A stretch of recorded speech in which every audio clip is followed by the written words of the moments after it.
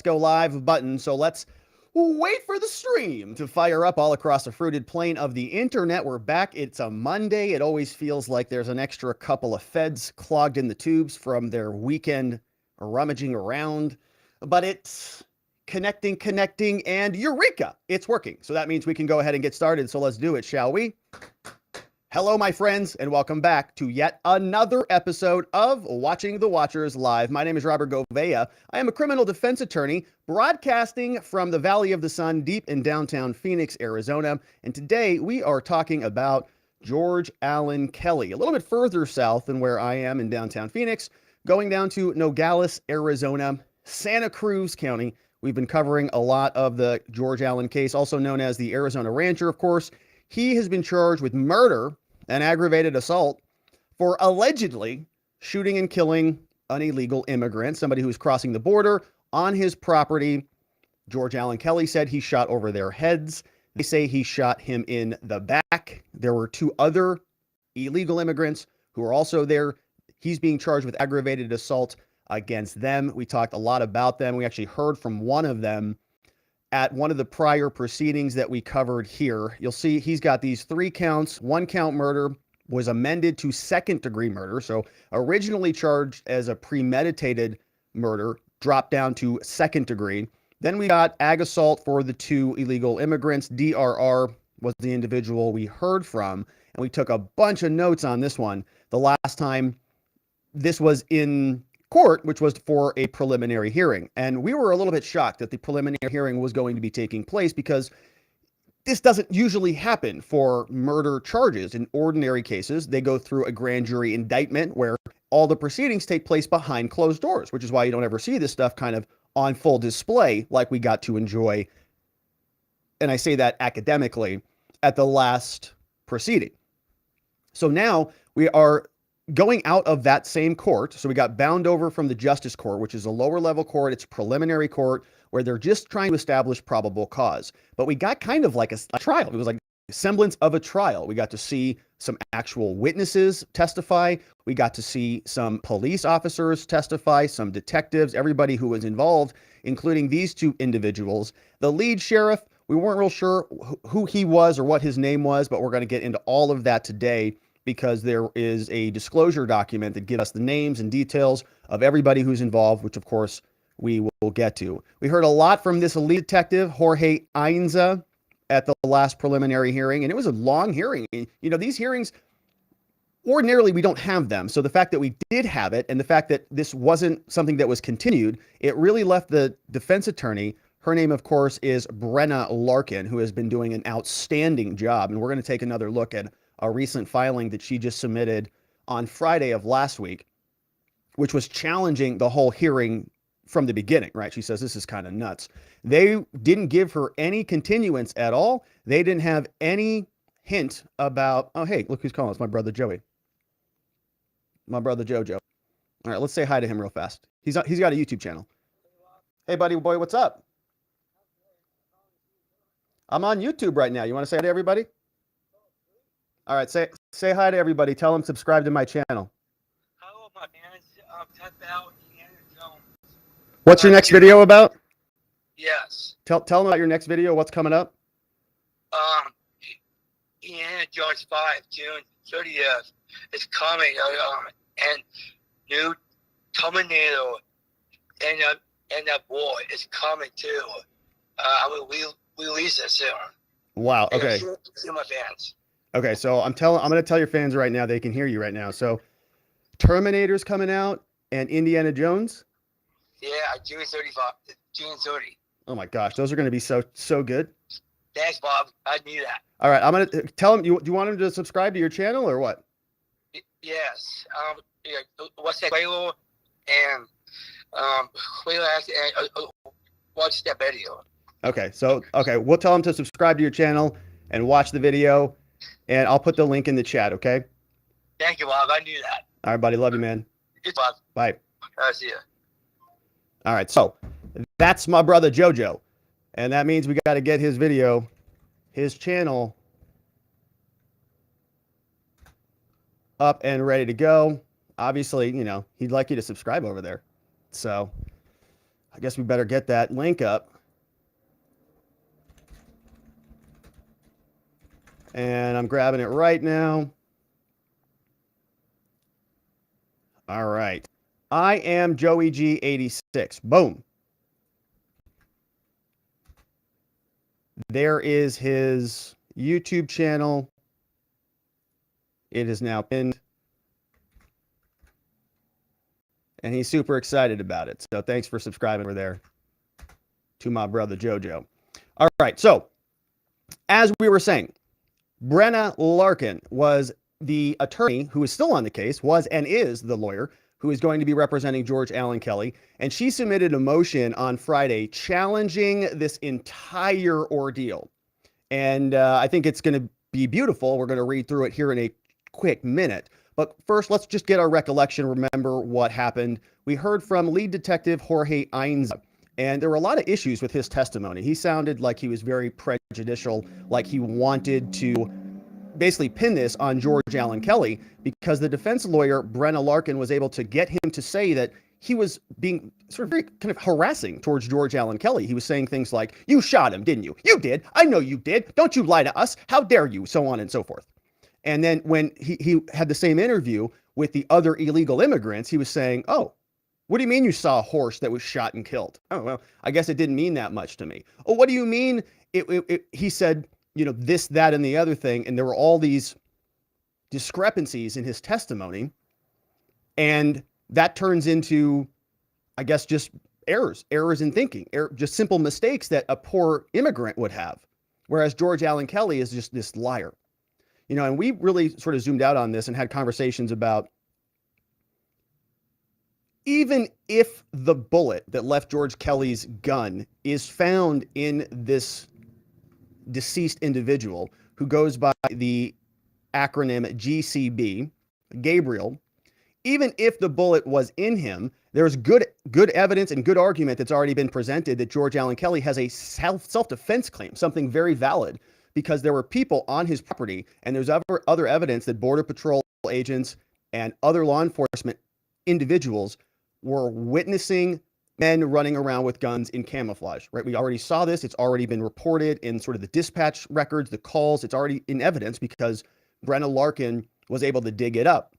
And so all of that was now, I guess, dismissed, and they just presumed that he actively murdered the person, which is why they charged him with first-degree murder, right? It shows that they were presuming something. They realized, uh-oh, we don't have enough there. So they dropped it from first to second. So they overshot a bit. There are all sorts of discrepancies. Just for a quick recollection on where this all took place, we pulled up the satellite imagery of this, right? It's, you know, living in Arizona, you hear about this stuff all the time. The border has been a problem my entire life. I've had, you know, governor after governor, senator after senator, president after president promising us that they're going to do something about it at some point in time, and it never is. And honestly, it's, you know, basically just getting worse by the day. And so you might call it a border war, and I think, you know, George Allen Kelly might call it that, but his property is right there on the border. And we had questions about this. This is where he resides, you know, not to sort of, you know, out him, but this is the crime, scene of the crime. This is what they're talking about.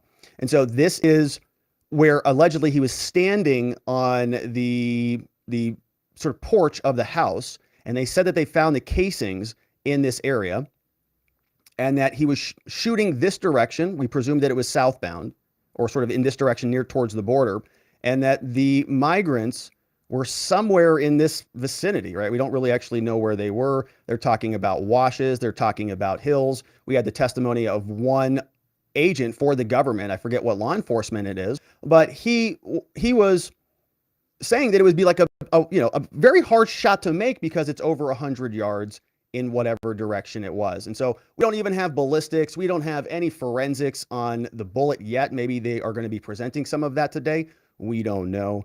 But this was the scene. And remember, right, the border is right here. This is the border.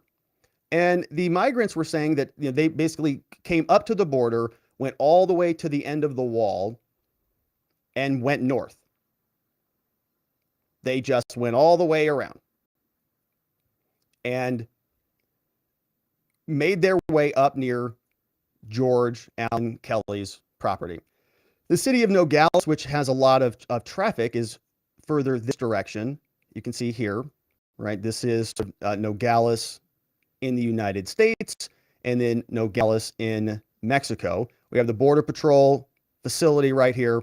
And so the immigrants just, came up this direction, apparently moved this way, went across the border, went up into Keno Springs, and then this is where George Allen Kelly's house was. So they were on his property. He's got a ton of property. The judge originally held him at a $1 million bond. And then after that, released him, changed it to a surety bond. So he was able to, I think, probably post title to his property with bail bond company, post some collateral, and then he was released from custody. So that's kind of the background on it. That's the sort of quick and dirty on some of the things we talked about. A lot of testimony that we got, lot that we're going to go through more. There were some inconsistencies talking about men who are armed versus unarmed. We talked about the difference between the number of men, how many people were with them, how many people they say were sort of a part of their group. We had discrepancies with George Allen Kelly. He said that maybe there were 5 to 8, then like 8 to 15, then 10 to 15. And so the numbers were changing. The number of shots was a big discrepancy. They kept pointing to that. Oh, he fired 8 shots or 10 shots, or maybe it was 1 shot, or heard a number of other shots. But we do know that there were multiple men, that there were men shooting, and that there were weapons that were fired back. So we've got a ton of questions about all of this. Law enforcement agents, we had some of them that we were able to chronicle. We had Border Patrol agent Jeremy Morcell, when he testified, he said that George Allen Kelly said, "I'm being shot at." Okay, so talk about self-defense right there. He's on the phone with a Border Patrol agent, and he says, "I'm being shot at. I'm shooting back." Right, that's something that screams self-defense. And the prosecutors didn't incorporate that into anything. They just showed up, found the dead body, and arrested him immediately. We had shell casings. There were 8 new ones, plus the fired round. There were also some old shell casings. They conducted 2 search warrants. The first search warrant that they executed, they were not able to find the actual gun. They found 1 casing. They got a second search warrant, came back, found 8 more casings. There was testimony that somebody pointed a rifle at Kelly. He said that as well, or he reported that to law enforcement. They interviewed him. They were very aggressive with him. He said that the men were armed. They brought an ATF canine out, located casings on the back porch. They do have autopsy photos. They were very upset with George Allen Kelly making some differing statements about changing the word shot to shots. They said, "Oh, you're a liar, aren't you? Shot, 2 shots." He said 5 men, all camo clothing, backpacked, armed. Around 2:30, he's being shot at and he's shooting back. Great cross-examination. And what was interesting is that both of the immigrants, they were both saying that they saw a horse that was shot and killed, but there was no evidence of horse being shot and killed at all. And so there were questions about why that testimony may have existed, because if the shell casings were found on the back porch area around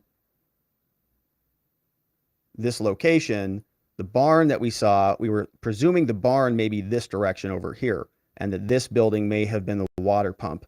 Now, they didn't really, talk about this or show us the imagery on this. And the victims who testified, they were all testifying under kind of sealed behind closed doors because they are victims of a crime. And in Arizona, we have a victim's bill of rights. And so, all these, you want to protect the victims, and they may not testify again. We may not hear from them again. So it was a very important thing for us to hear, or they may not be able to be interviewed again. Rather, if there was a trial, they would of course have to testify. But the government prosecutors may not have to allow the defense attorneys to actually interview these so-called victims. And we're going to learn more about them because we're going to go through the disclosure in a minute. But this may be the barn, and we still had no idea where this dead horse was. I mean, there were dead horses that were in testimony. And so there were questions, all of these discrepancies, dead horses, number of different men, how far away they were from one another. If you remember, we also started a PowerPoint, which we forgot to pull up here on the program right now, but we will do that right now. It's loading as we speak. This was part of the question that we had with George Allen Kelly. if the distance, as one of the immigrants was communicating about, if the distance between the shooter and Gabriel was actually 10 yards, like RAFG, which was one of the other victims. He didn't get shot and killed. He was aggravated assault. If he was 10 yards away, then they would have found the shell casing about 10 yards away. But guess what? They didn't. They found all the casings back here near the house. And if the body was 115 yards away, that means we are off in distance pretty seriously. So they don't even have a consistent story with their two, or three victims. One of them is dead, obviously. But 50% of their victims don't even have good testimony. And they still move forward with these charges. Kind of nuts. So we'll go back and take a look. Let's see what the court has for us, if they're even in session at the moment, because they were not a short minute ago. But we'll do a refresh over here on the YouTube. And it does not look like the live feed has started yet. So we'll keep our eyes peeled on that one. They said they'll start at 1:30. And we were actually taking a look at the stream this morning. And it looks like they may have some better camera angles for us, which is going to be a lot of fun. President Election MAGA fan on Rumble says, who is representing this poor patriot? Well, currently it's Brenna Larkin. And I think she was, I don't know the backstory on her, and so I don't want to speak out of turn, but I think she was originally appointed. And I think she is now taking on the case. So, the way it often works in smaller towns, and this is a small town, not in Maricopa County, you have sort of contracts. So it's not a big enough town where you have a full-time public defender or even a full-time prosecutor in some situations. In this case, it sounds like they've got a county attorney and a little bit more of a full-time prosecutorial staff. But there are other towns in Arizona where they don't even have a full-time prosecutor for certain small lower-level cases and things like that. This one's obviously not that. But she sounds like had a contract or something, right? Had some sort of an arrangement where she got assigned cases. She entered a limited notice of appearance at the start of the case. And then once the case progressed a little bit, it sounds like she's on full speed. And so he may have hired her separately or not. I don't know the details of it. But whatever the deal is, she's doing an outstanding job. And so shout out to Brenna Larkin out there and all our defense attorney friends out there. All right. So we're still waiting for the stream to fire up. And I wanted to make sure it wasn't on any of the other courtrooms. So let's just double check that too. Because that would be a problem if we were watching the wrong court channel, wouldn't it? So we're going to dig that up.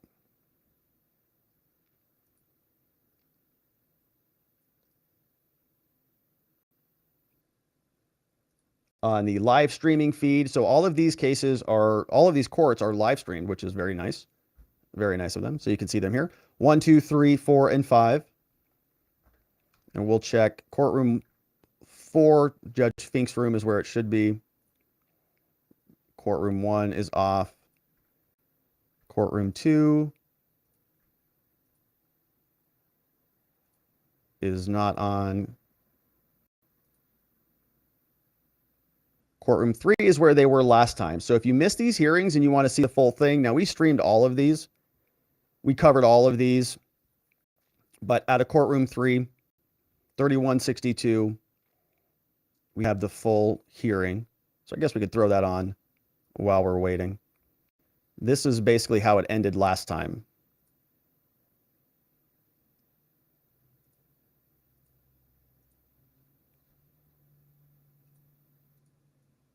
This over to Superior Court.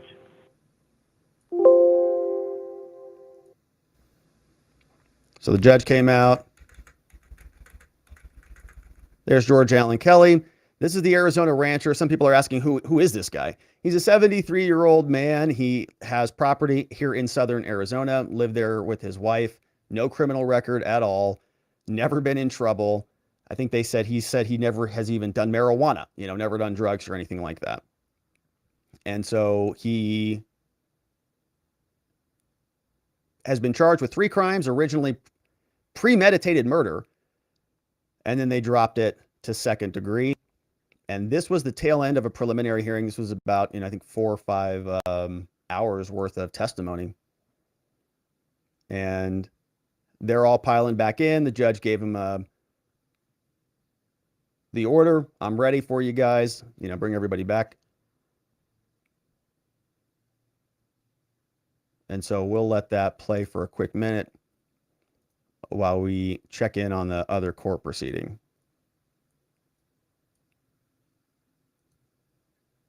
All rise. Please be seated.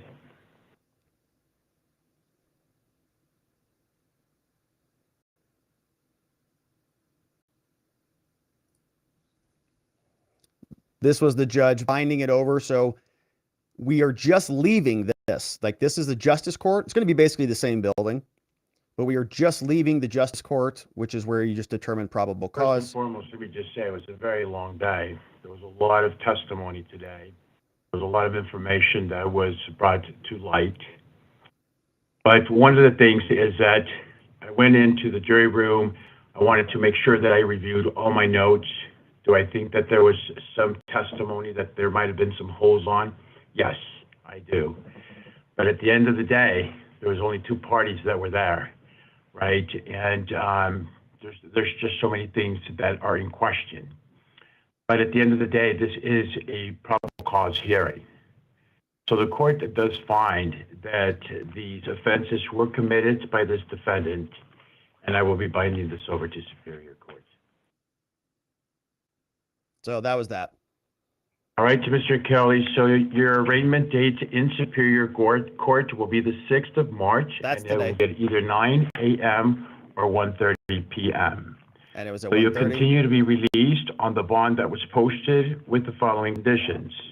You're to notify the court of any change of address, appear to all your hearings, and you're not to violate any laws. You're not to leave the state without written permission from the court. You're to be in contact with your attorney at all times. Don't drive without a valid driver's license. Don't possess any firearms or illegal drugs. You're not to have any contact with the deceased victim representatives, JR, YC, and CC, and with the 2 witnesses, DRR and RFG. Lastly, if required by the court, I may have you drug or alcohol tested. Is that it? Yeah, that's fine. He doesn't drink or smoke any marijuana. IC and D is in dog. I have, let's see what I have here for their initials. Okay, so basically saying don't contact the victims, don't contact anybody else who's involved in the case, families of the victims, and so on and so forth. So very, long hearing and not the outcome you want, but certainly the outcome that we were expecting. I think I said on the stream, if he throws this case out right now, I'll put my shoe on my head. I was hoping that I would have to do that. I was hoping that I would, because it would have been a great day for George Allen Kelly and for, property owners on the border. However, this is going to be a long case, and it's, not going to be so easy that a judge is just going to dump it at one of the first hearings, even though, it's one of the most shocking lack of probable cause cases I think I've ever seen. And I think the government even knows that. She was a little bit panicked. Kim Hunley, the county attorney, the prosecutor for Santa Cruz County. So that is what happened. Now, there was a bunch of stuff that got filed. So let's just jump into this while we're waiting for the court stream to warm itself up. But we had the evidentiary hearing. It was basically the preliminary hearing, which was what we just listened to. And that was what we covered in the mind map. We are sort of up to speed on that. Now, there was a transfer to Superior Court. So this is what the formal document looks like when it gets sent over. So again, it's from a sort of a lower level court into a higher level court. In the case of George Allen Kelly, this is the amended transmittal. So the judge is signing off on this out of the justice of the court, a justice of the peace. It's a justice court, and he is the justice of the peace, the judge of the court. And it goes from a justice court to the Superior Court, which is what's happening now. The original complaint, all proceedings, financial statement. Remember, he filled out a financial statement. They said, sorry, you're too rich. We can't appoint you a lawyer. Also, the security as the surety bond just going to transfer over. So to go from the Justice Court to the Superior Court. Different exhibits, States Exhibits 6, 8, 9, and 10. And I don't remember exactly what those were. An order holding him to be bound over, a disposition report, a criminal subpoena. He's got to show up, physical description sheet, motions, and other, a confidential folder. Now, so that's probably the judge's notes saying, hey, this is what we talked about. This is what came up at our sidebars, before and after the proceedings, stuff that was off the record. These are notes that I took that I'm putting in here. It's only for you, Judge, sort of transferring over the power. So he says, I hereby order George Allen Kelly to be held to answer before Superior Court, second-degree murder, count 2, ag assault, dangerous nature. This is the firing a gun over somebody's head, just shooting in their direction. They're going to count that as an aggravated assault, and they're going to call it dangerous because it involved a firearm, right, of the nature. So it's a class 3 felony. Both of them committed January 30th. Judge says, I find that there is probable cause. Justice of the peace signs off on it. It gets transmitted over to the Superior Court. So nothing too exciting there, but there is more. This is the charging document now, so we get to see a little bit more about the actual information that will accompany all of this being bound over into the Superior Court. We see here, out of the Superior Court, not the Justice Court, George Silva. Oh, he's the county attorney? I thought it was Kim Hunley. Maybe she's the deputy county attorney?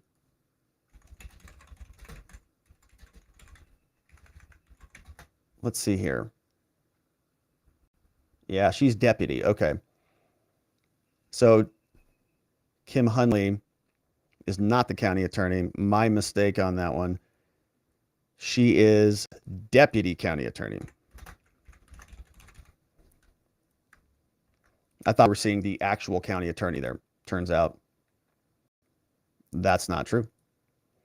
So we just did a refresh, and let's see if the courtroom is firing up. It's just 2 minutes until the 1:30 schedule. And here we go. Looks like we are actually live. So let's transition over. Now, no audio here yet, but we do have a bunch of people filing in. Okay, so I was a little bit curious about this. Now, what we talked about right before we hopped on here over on Locals was the calendar. All right, this is the calendar for March 6th. 2023, that's today. We have our afternoon docket. This is the 1:30 p.m. docket. And look at all these other names that are on here. And they tucked down at the bottom, George Allen Kelly, sort of at the end of the list. So we don't know, we don't know if they're going to get to him first, or if they're going to get to him last, or if his attorney's just going to jump on in there and sort of bump him forward. When I was in court more, it was like a elbow race a little bit. Who showed up when, and who can go first. Now, is that Brenna Larkin? That might be Brenna Larkin on the screen here. Or maybe not.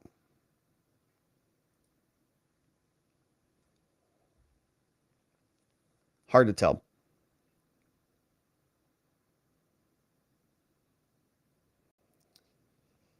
But there are a bunch of people in there. So we don't know. Cameras in there, so we know we're probably in the right courtroom. And actually, that can't be Brenna Larkin, because the jury panel looks like it's on this side. So this would be the defense table. So I think this is the prosecution table. If the jury panel's over on this side, on their right, which means Brenna and George would be over here. All right, so we're going to try to find them. we might be waiting a little while, I guess is the point. That's okay. We got documents to read. We love reading documents. So we'll keep that up. And an eye on what's going on. But let's turn our attention back over to the most recent filings, because as you can see, there's a bunch here. So we were covering the information. Now, as we wait for court to fill up, information for George Allen Kelly, born 1/27/1949. This happened 3 days after his birthday. He might have been, waiting a couple of days to celebrate. This is how he celebrates. Criminal charges. So the Santa Cruz County attorney says the following, that he did commit second-degree murder, and so we want to see what they're saying specifically, without premeditation, causing death, fired a gun, hit him with the gun, violation of ARS, Class 1 felony. Using a rifle, a deadly weapon, did place, this is for the second count, aggravated assault. Apprehension, reasonable apprehension of imminent physical injury using a rifle, which makes it dangerous. Same thing for DRR. So these are the two victims. And I think it's RFAG was the second one. All right. So Kim Hunley, she's the chief deputy. Maybe that's why I got confused. I didn't know. Okay. Sorry about that, Kim. Let's go correct the mind map over here just to make sure. Prosecutors they're so ornery sometimes. So let's make sure we get this corrected. Chief deputy county attorney. Yeah, they don't like that. All right. So judge, all rise. All right. Sorry about that, judge. Pay attention, Rob. Sorry about that, judge. No disrespect. With the case pending before this court, you are advised that you have the right that, among other things, includes the right to be treated with fairness, respect, and dignity. To a speedy trial, to be present at the court proceedings, to choose whether or not to be interviewed by the defendant or the defendant's attorney, and to be heard before the court makes a decision on release, negotiation of a plea scheduling and sentencing, and to receive restitution from a person who is convicted of causing your loss. If you have not already been provided with a full statement of all victims' rights, please contact the Victim Services Division of the Prosecutor's Office. Si usted es la víctima o representante de víctimas con un asunto pendiente ante este tribunal, se le informa que tiene... All right, I don't see George in there, so we might be waiting till the end of the docket, or she might be outside. A un juicio sin demora. De estar presente durante los... While we're listening, I'm going to check the other courtrooms. De elegir si se someterá a una entrevista por el acusado o su abogado. De ser escuchado antes de que el juez decida sobre las condiciones de libertad, la negociación de un convenio, la programación de la cita y la imposición de la pena. Y de recibir restitución por parte de la persona condenada por haber causado su pérdida. Si a uno se le ha proporcionado una declaración escrita de todos los derechos que tienen las víctimas, favor de comunicarse con la Dirección de Servicio a Víctimas de la Oficina de la Fiscalía. Anybody see George? We're waiting for George. Cristobal Bolanos, CR 2022-280. Are we going down the calendar? Good afternoon, Your Honor. Matthew Cannon for the state. This is the date. Thank you. This is the date and time set for a Donald hearing.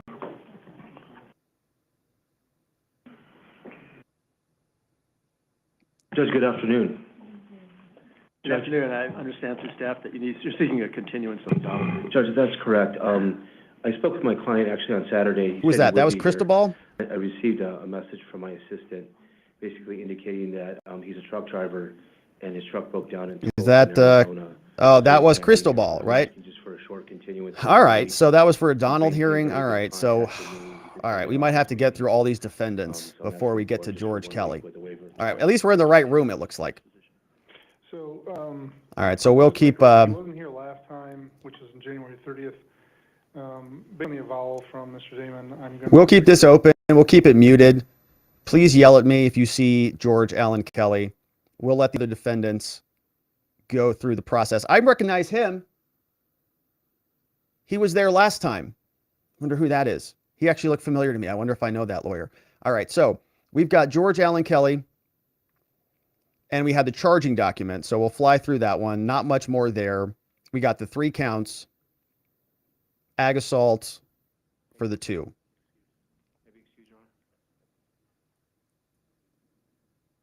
We'll close that one up. We have another document that was filed. So this is a disclosure notice. Okay, so the government looks like they disclosed a bunch of stuff. Now, this is where we can get some material. We like disclosure by the state. We always like disclosure. Here, George Allen Kelly, you see this disclosure by the state. When was this filed? Looks like 2/27. So it has been filed some time ago, but we're just getting it. They just, they're publishing this stuff a few days late. This was also signed off on by Kimberly Hunley, Chief Deputy County Attorney. She says the state may, in its case in chief, use the following witnesses and expert witnesses, right? So this is what we were sort of trying to extract from the preliminary hearing that took place when we covered it. All these different names. Now we've got them all. So we've got 16 different names. We've got, looks like 3 detectives on this one. Let's see if I can zoom in this in a little bit better.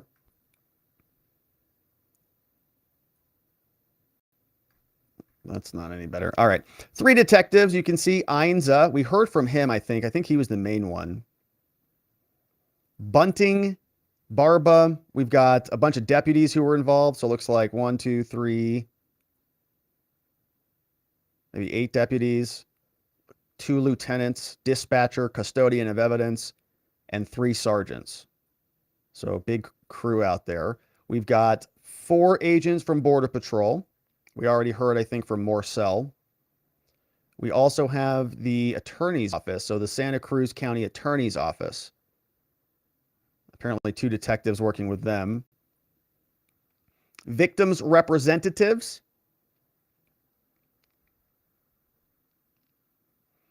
Six of them here. And very similar names, right? Because the other one was RFG or RFAG, I think, and DRR, so DARR. And then 2 others.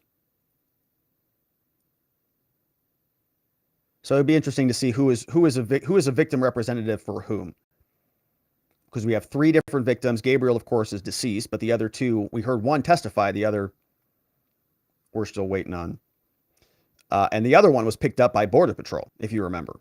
So the RFAG, he was actually, I think, in custody. Other witnesses, we have Wanda, Gary Wisdom, Wanda Kelly, and Frank Acevedo. Don't know who those people are, but certainly they'll come out. The state may use all of the evidence against him, including expert witnesses. The state may use testimony of any expert witnesses. They may use physical evidence, including photos, charts, diagrams. Oh, yeah? Well, we got our diagram, too. What do you think about that right there? How about that? Just wait till we get started, baby. We're going to diagram the crap out of this case. The state may use any and all chains of custody disclosed. The state may use any and all statements taken in this case. The state may use any and all business records, along with any samples, blood, saliva, all the other stuff. Now they can use, right, this is all standard boilerplate stuff, nothing really actually interesting here. The defendant's prior felony convictions, they'll say he doesn't have any, who cares? Other crimes, wrongdoing, or act like,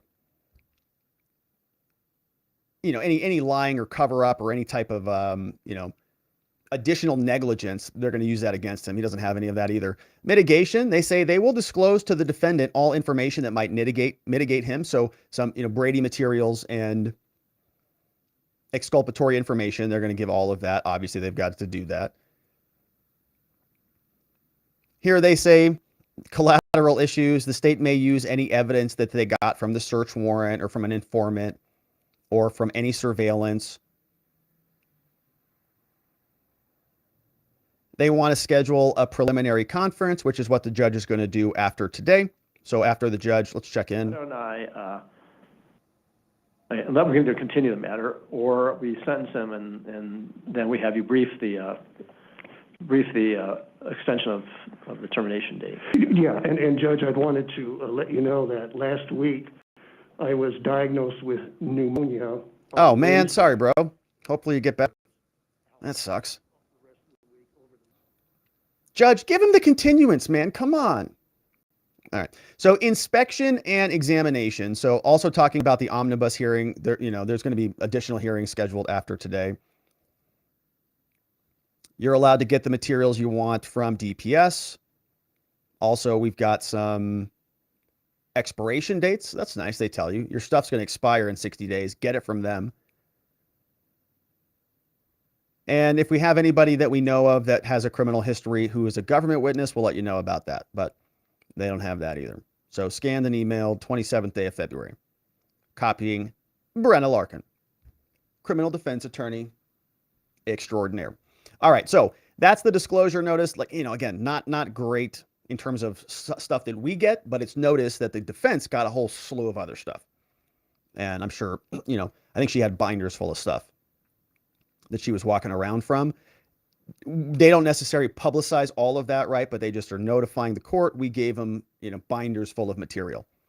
So we'll see if any of that pops up. Now, we do have a motion that was filed on Friday. And so let's take a look at this one. This is a 12-pager, which is good because we've got time. Still, As we go forward. Judge, I think that all of the information that's contained in the pre-sentence report it was very thorough, and we really have nothing to add to that. Did you want to say something, Mr. Alcantara? sentencing. I really don't got much to say. I mean, I'm willing to take my responsibility so I can finish this successfully. All right. That's a sentencing. Okay, so we have here motion for review. Of the magistrate's probable cause determination. This is fun. Notice this one is filed in the Superior Court out of the state of Arizona. And notice she's talking about the magistrate's judge, the lower court judge, and the lower court judge's finding of probable cause. So this motion is coming out from our friend Brenna Larkin. And I just say that, I actually don't know her. But she's a great lawyer from what I can tell. Says that this is coming from her office out of Tumacacacori, Arizona. And yeah, I think this is a new case number. Is it a new case number? I think it is a new case number. I can't remember. Did they assign a new one?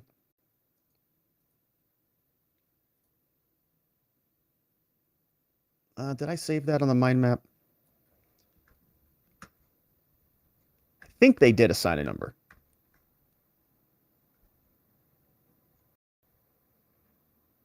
Maybe not. I don't remember. Anyways, this is how I found it on public access with this number. So she submits this motion, and it's signed here by Brenna Larkin, filed the 3rd day of March. That is a Friday. And it's a 12-pager. So basically what this means is she's saying, hey, Superior Court judges,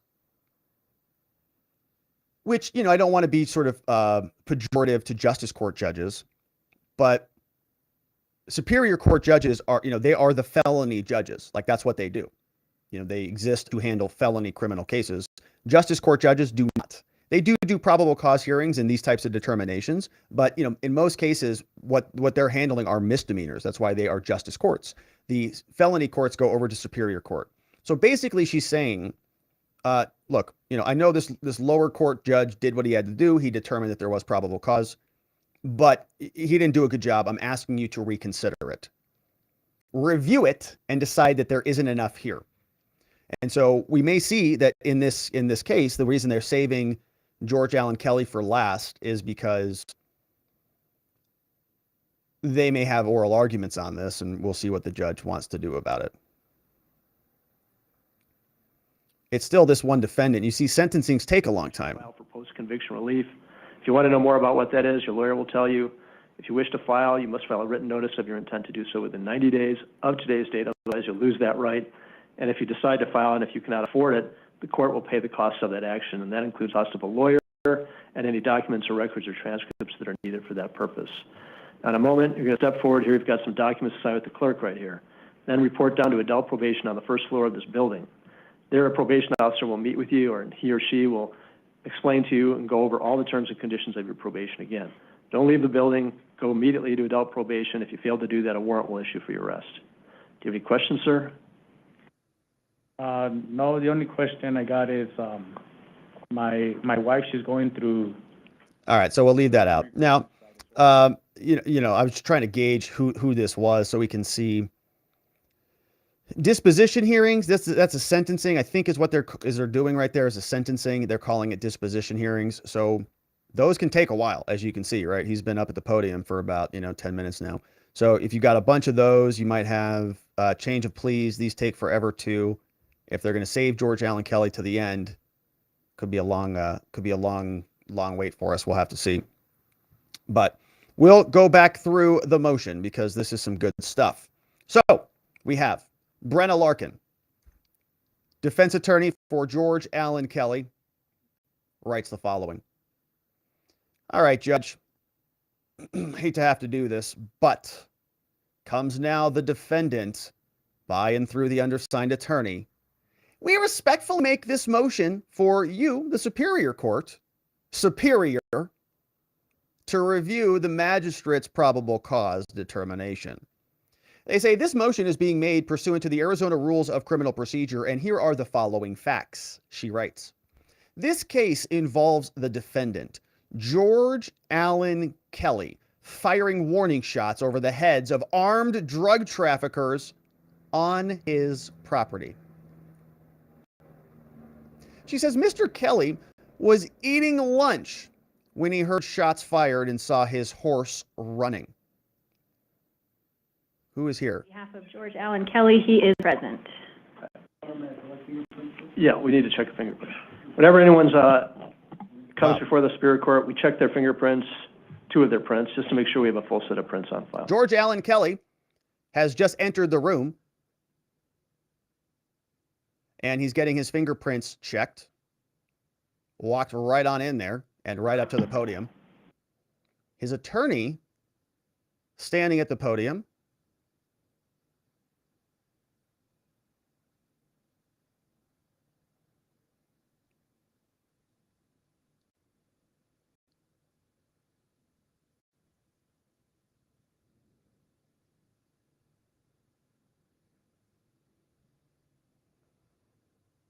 Presuming that is Brenna Larkin. Good afternoon, sir. Is your true name and your complete name George Allen Kelly? Yes, Your Honor. Could you please tell me your date of birth? 1/27/1949. The reason you're here with your attorney is this is the Superior Court. A document's been filed called an information. This is the piece of paper that states the charges against you, and it's the piece of paper that gets the case moving forward here in the Superior Court. We just These read are that. charges only. You are presumed innocent of the charges. You have the right to have a trial on the charges, and the trial would be to a jury. Because you're presumed innocent, the prosecutors have what's called the burden of proof. They would have to bring in witnesses and testimony and evidence to persuade the jurors that you're guilty, and in order to do that, they'd have to meet a very high standard of proof. It's the highest we have in our legal system, and that's called proof beyond a reasonable doubt. You have the right to have an attorney represent you. If you cannot afford one, the court will appoint one to represent you. We've already done that in the Justice Court. You have an attorney, Ms. Brenna Larkin. She defends you. She has the right at the trial to cross-examine and question the state's witnesses and to challenge everything they try to prove. She has a right to present a defense on your behalf and to call witnesses to testify in your defense. And if you have a witness or witnesses who will not voluntarily come into court, your lawyer has a way of compelling and making those witnesses come to court and testify in your defense. At the trial, you'd have the right to testify also in your defense. You'd also have the right to remain silent and to not testify. And if you chose not to testify, the judge would instruct the jurors that they could not hold that against you. That's because you have what's called a privilege against self-incrimination. You're also required to be present for all your court appearances, and you have the right to be present for all your court appearances. Should you fail to appear for court without good reason, the case could go forward without you. And we haven't set a trial date obviously yet, but you are required to be here for your trial. Should you fail to appear for your trial, the case could go forward to trial in your absence. Ms. Larkin, do you waive a formal reading of the information and enter a not guilty, please? Yes, Your Honor. Thank you. Does the state have the Rule 8 out-of-custody time limits? September 2nd of 2023, Your Honor. That's the way I figured it too. What I'm going to do in this particular case is I'm going to set this matter for trial. I'm going to set it for September 6th, Wednesday, September 6th, 2023. That's my birthday. The time limits expire on Saturday, September 2nd. As I said, that's a Saturday. Then Sunday's the 3rd. Monday is Labor Day, so the court will be closed. The 5th will have to be our law and motion calendar and the way we're doing this today. So we'll set trial with the jury before this court for Wednesday, September 6th, 2023, beginning at 8:30 in the morning. We'll set it for Wednesday, the 6th, 7th, and 8th, and then recommencing on Tuesday, the 12th, 13th, 14th, and 15th. And we'll go the next week, the 19th through the 22nd, if needed. We'll make jury instructions and voir dire filed jointly at the same time for due on Friday, August 18th. And we're going to make dispositive motions due on Friday, June 30th, 2023. Not going to set any other hearings at this time. If the defendant and the state arrive at a proposed plea agreement and you wish to present it to the court, file a notice and the court will hear it. And if and when the parties are ready to present a Donald hearing, have a Donald hearing, just notify the court and we'll set that promptly. Can I just make a record, Your Honor? Yes, ma'am. We'd be requesting that Your Honor not set this case for trial at this time. We'd be requesting a 60-day continuance so that we can set this for a status hearing. We do have experts that we've engaged. We're hoping to get some forensic evidence taken a look at in this case, hopefully fairly soon. But there is some extensive investigation that we, the defense, have got to accomplish in this case. We also filed a motion for a remand or a review of that preliminary hearing. I understand Your Honor's not going to hear that today, but we just want something on the books so that we perhaps have a deadline when Your Honor will be making a decision on that motion. And it came to my attention today that just today the state executed an additional search warrant out at Mr. Kelly's property. Oh. So the state is continuing to collect evidence and pursue an investigation. Wow. And we obviously need disclosure of the results of that search warrant and all of that stuff. So for those reasons, we'd be asking to not set this for trial at this time and to give both parties the time to complete the investigation. I saw the motion for the review of the probable cause hearing before the Justice Court.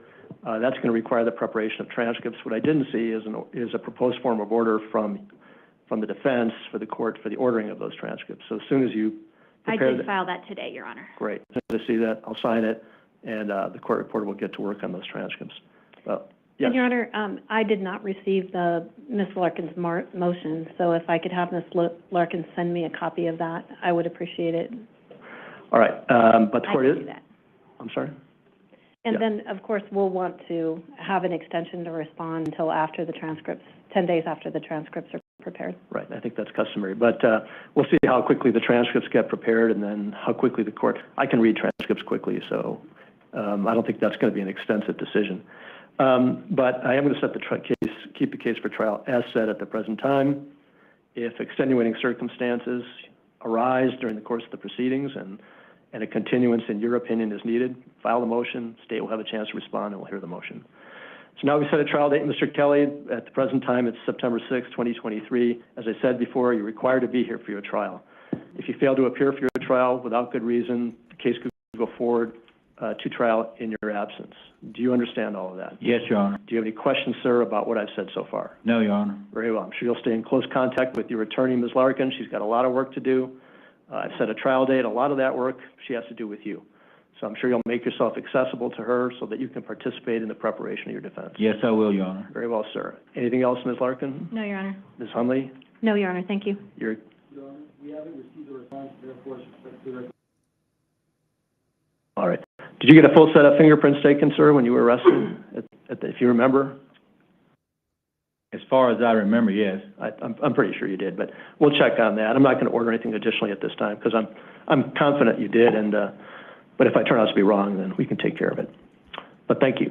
All right, you're excused. Thank you. May I be excused, Your Honor? Thank you. Your Honor, may I be excused as well? Yes. Thank you. That's the prosecutor speaking over there. Case So, versus Reynaldo Bautista Sandoval, 21-1-4. so that was Kim Hunley, the chief deputy assistant prosecutor, who is also being excused. Very short arraignment, about what we expected. Nothing too unusual there. We did get some dates that we added over to the mind map. Of course, the mind map is available if you're a member on Locals or a member on YouTube. then you can grab the link for it. Of course, we added these down here. The trial will be September 6th. Holy moly, what a great day for a trial, isn't it?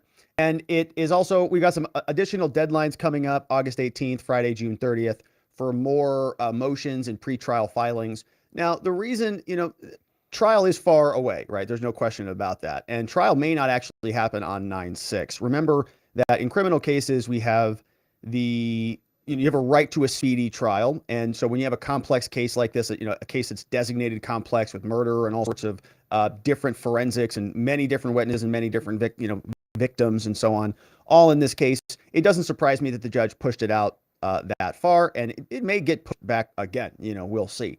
But it depends on who's asking for the continuances and who's asking for the extensions. So in this case, right, let's say, Brenna Larkin has an issue with an expert witness. Somebody's got a conflict, needs this really great expert who's going to come in and testify about the border war, and he's not available on 9/6. So she says, well, he's not available on 9/6, but can we do it on October 6th? Well, if they push it back into October, those 30 days wouldn't count against George Allen Kelly, right? So she would sort of waive that time, and the trial could be, pushed back. And oftentimes they are. I actually wouldn't expect this case to go to trial in September. However, for George Allen Kelly's sake, I hope he does get some closure sooner rather than later. Now, the other thing you heard from Brenna Larkin was asking about a status conference, because of course she filed the motion for sort of a review of the magistrate's probable cause, which we will get back to in a minute. And she wanted to sort of say, let's put an anchor in that so that we can come and address that, because really she doesn't want this case to go forward at all. She's trying to get this thing knocked back down out of the Superior Court, back down into the Justice Court, so that the Justice Court, maybe has a remand to go and try it again, right? Try to find probable cause another way, because it's not justified right now. We've got victims that have differentiating stories from one another. We've got lacking forensic evidence and all sorts of other things that made this feel like a pretty weak case back then. Send it back down. The judge said, I'm not going to think about that right now. It's going to require transcripts. It's going to require a proposed form of order. It's going to require a response from the prosecutors, right? It's going to require a reply. So he wasn't going to hear any of it today. You also heard him talk about a Donald advisement. This is a phrase that we use in Arizona. It's referencing a case where the government will extend a plea offer in any criminal case. They don't have to, but they typically will. And so they'll come back to George Allen Kelly and they'll say, okay, you're going to plead guilty to murder. We'll dismiss the other 2 aggravated assault charges. We'll ask for, 15 years or whatever. And which would basically, I guess be a death penalty for him, whatever it is. I'm sure he, wouldn't do exactly well in a hardened prison for murderers at 73 years old, but you get the point. So the Donald advisement, when the government does make that offer, that plea deal offer, this would be an opportunity for the judge to explain to the defendant. So in other words, George Allen Kelly would be sitting there in court, and the judge would say, all right, here's what you've been charged with. Here's what happens if you go to trial. This is what the statute says. I can give you up to this amount of time. I can give you the minimum this amount of time. Here's what the plea deal says in relation to that. And these are, these can be very useful as a defense attorney. These can be instructive to the defendant, because a defendant might be sitting there. You might say, look, man, I've got this plea deal for you. It's a 2-year plea deal, or it's a 5-year plea deal. If you go to trial and lose, the minimum that you get is 15 years or 25 years, because these charges all stack on top of one another. Does that make sense? He says, yeah, it makes sense. And so he says, I still want to go to trial. Something that you might want to do, right, is have a Donald advisement so that you can have a conversation about this, so the judge can explain it, so that they know sort of what the risks are if they do take the case to trial. It can be very useful from a defense perspective. It also can be very scary and infringing upon the defendant, right? I've seen, I think, defense attorneys use this to scare people, bully people into plea deals by encouraging them to take deals that maybe they shouldn't have taken. I'm not saying maybe that, maybe not that strongly, but it is, right? It can really scare somebody to say, if you have a weak case, this is what you face at trial. And so we're trying to avoid that. So, this is still very early, not really any new surprises. We did learn there was a surprise. 3rd search warrant got entered today. They just learned about that today. So we have a new amended complaint. We have a new search warrant. third search warrant. I wonder what they're looking for. Still digging up around it. So that is the actual proceeding. Quite short. Let's take a look at what the rest of this filing has for us. We can close out of the calendar. And of course, we'll check back in with our locals friends shortly. Here is the rest of the motion. So this case involves the defendant, George Allen Kelly, firing warning shots over the head of armed drug traffickers. We just heard from Brenda Larkin. This was the filing she dropped on Friday. This is what the judge said the government's going to respond to and that he needs to get transcripts about from the lower level court. He doesn't know when he's going to get them, but when he does, they'll set a date. Mr. Kelly was eating lunch and he first heard a shot fired and saw his horse running. Mr. Kelly and his wife both then observed numerous armed men carrying rifles in large backpacks running through the trees. So his wife will be able to testify to this, right? Mr. Kelly told his wife, "Honey, stay inside, stay quiet. There's armed men out there." Mr. Kelly called the Border Patrol. They have a ranch liaison for assistance. Mr. Kelly went to his back porch with his rifle in order to deter the drug traffickers from approaching his house. One of the members of the group pointed a rifle at Mr. Kelly, and Mr. Kelly responded by firing several warning shots over the head of the group. Mr. Kelly's shots were all fired well over the head of these people, and Mr. Kelly did not shoot anybody during this incident. The group of traffickers ran away through the desert, and Mr. Kelly called the ranch liaison for his assistance. He's calling twice. According to the ranch liaison, Mr. Kelly made a statement that was inconsistent with his previous report that these men were armed. According to the ranch liaison, Mr. Kelly stated that the people were too far away to tell if they were in fact armed. However, when the ranch liaison relayed this information to the Border Patrol dispatcher, somebody called Agent Tercey, the ranch liaison reported that Mr. Kelly stated that he could not tell whether the shots were fired close by or in the distance. The ranch liaison did not report to the Border Patrol dispatcher that Mr. Kelly stated the men were too far away to tell whether they were armed or not. So in other words, this is a new fact that got introduced into the evidence after the fact. Suddenly, this Border Patrol agent is saying that, oh no, he says too far. He couldn't see any of that stuff. When did he say that to you? When I talked to him previously? Okay, but when you reported what you talked to him about, you didn't include that in the report because you relayed that to the dispatcher, Agent Tercey. The dispatcher wrote it all down, and you didn't include that in your statement. In all other statements to law enforcement, Mr. Kelly consistently stated that the men were armed with rifles and carrying large backpacks. So do you see what they did? They just went in there digging around like prosecutors to find the one inconsistent statement, the one thing that's not like the others, even though everything else was consistent.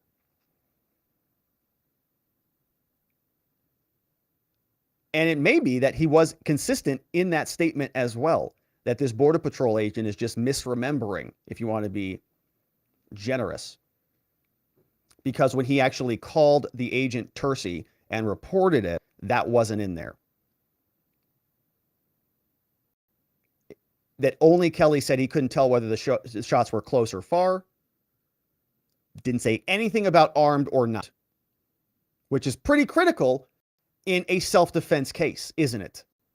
So either he's a terrible agent, or it never happened, or it did happen and he just didn't report it, which again would make him a terrible agent. So law enforcement responded to the area and they searched the area. Yeah, because Kelly called them. Law enforcement was not able to locate the men or anything else on Kelly's property. After documenting the incident, law enforcement then left. Now, later in the day, Mr. Kelly was going to his pasture to check on the horse, and his dogs located the body of a man near a mesquite tree. The body was over 100 yards away from Mr. Kelly's house. Shout out to our PowerPoint. This is what we're talking about. House, casings, body, 115 yards was the testimony. And other testimony that the shooter from the victim, RAG, was only 10 yards away, which would put the casings about 105 yards away from where they were actually found. Not very realistic. Doesn't look like good evidence. That body was of a man lying face down in possession of a camouflage backpack and a two-way radio. The presence of the radio indicated that this person was not a migrant, but instead a smuggler of some kind, whether of people or drugs or both. No drugs were discovered on the body. The body was later identified as a man named Gabriel. No drugs, no weapons discovered. And when Mr. Kelly found this body, he immediately called the Border Patrol ranch liaison to request assistance, somebody he's already talked to previously. Law enforcement responded to the area, and they began investigating. Mr. Kelly was interviewed, and law enforcement accused him of shooting Gabriel. They did. The one officer that we heard from at the preliminary hearing was very aggressive. You did it, didn't you? And then when he was talking to the other immigrants, he's oh, you didn't do anything, right? Oh, you're definitely not a drug dealer, right? Right? Good. Perfect. Mr. Kelly continued to deny that he had shot at anybody repeatedly. Law enforcement claimed that Mr. Kelly shooting at a person was the same thing as shooting over a person because it's more convenient for their fictional prosecution that way. And they described Mr. Kelly as, quote, changing his story because he said he shot, quote, over the people rather than at the people. So obviously he's the liar. He's the dishonest person. It's not the other people running around in camouflage, breaking and entering the United States border, and then breaking and entering his border, which is his private property. But the police are twisting themselves into pretzels to try to turn this into something. Such an egregious case, it's ridiculous. Mr. Kelly never admitted that he shot at any person at all. Never said that, but they changed his word over to at. Nevertheless, law enforcement conflated these terms because that's what they do. And they claimed in their statement of offense that Mr. Kelly had admitted to shooting at numerous subjects. You see how that works? One word. We talk about this all the time. Little minor marginal changes change everything. During Mr. Kelly's interview, he was told his statements did not add up. That one officer was beating him up over the head with his words. But he was not given any opportunity to hear or correct any possibly conflicting statement. Mr. Kelly was told that he needed to, quote, help himself out. You see that? Come on, buddy. Help yourself out here, right? Look, tell me what you did. I know they were on your property. We're going to get the ballistics. We're going to get forensics. It's all going to come back. It's going to be worse for you. So just tell me right now, help yourself out. You can do that by, quote, telling the truth. They said, you shot him, didn't you? Right there. You shot him, quotes. And he was told that law enforcement was going to do ballistics. Mr. Kelly was told that if the ballistics showed that the shot came from his gun, Mr. Kelly was going to be in trouble. It's like a scene from a bad Netflix movie. In spite of this pressure from law enforcement, who wanted this guy to be guilty, Mr. Kelly maintained that he did not shoot the individual found on the property. I didn't did it. I shot over them, not at them, idiots. Without doing any real forensic investigation at all, they just arrested him that day. Law enforcement decided to arrest Mr. Kelly and charge him with first-degree premeditated murder. Like the 73-year-old man was just running around hunting illegal immigrants on his property. I'm going to go out and shoot some migrants on my property. That's what they wanted to believe. That's what they started to create.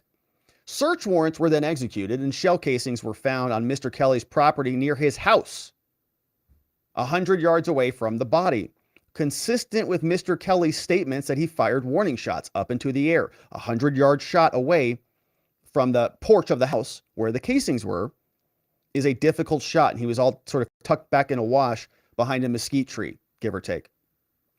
Mr. Kelly's rifle was also located. No bullet was found, and therefore no ballistics were accomplished in this case. You see that?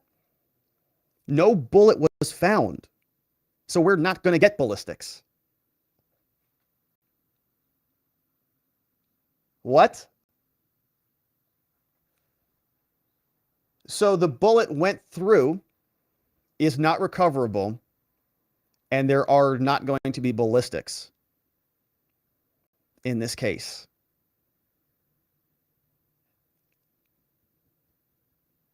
This is going to be a wild case. They're going to continue to prosecute him. All right, let's keep reading before I throw something out the window. Upon Mr. Kelly's arrest, this case became highly publicized. The political climate regarding border issues is extremely volatile. You're kidding me. This case has garnered national interest as a result. The public and the political nature of this case has compromised the investigation, and the details of this case are widely known to the public at large. Everybody else is compromising it, okay? We're not compromising anything here. All right, we're doing nice, good work here. Under the circumstances, these circumstances, Brenna says, various people claiming to be witnesses to this event have come forward and made statements. Those witness statements, like the ones we heard from at the preliminary hearing, are highly suspicious. They're giving under dubious circumstances. They contradict each other, and they contradict the physical evidence in the case, including the horse who got shot, but apparently was not shot. What were they talking about? Two of them saw it. The first person to officially come forward was a person whose initials are RAFG. He was picked up by Border Patrol near Sonoyta for alien smuggling on February 8th. Remember, the date of this incident was January 30th.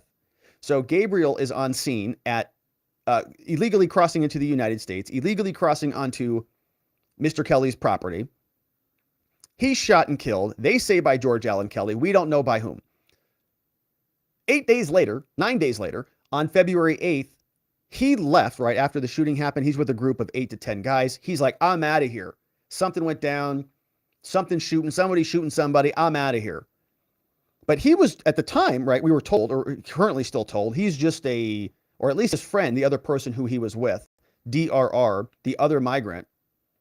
They're saying the DRR was just a roofer, right? Just wanted to come work in the United States. Meanwhile, his buddy, who is a part of this group, RAFG, he's picked up around the corner 9 days later on February 8th for alien smuggling.